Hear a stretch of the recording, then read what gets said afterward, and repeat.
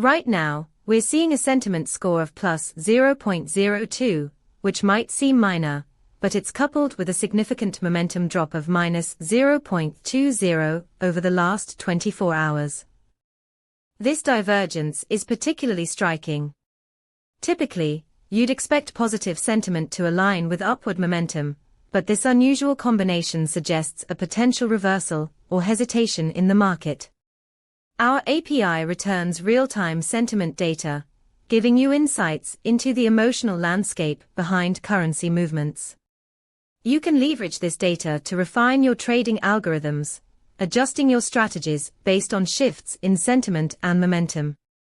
For instance, if you're developing a trading system, you could use this sentiment spike to decide when to enter or exit positions, capitalizing on unexpected market behavior.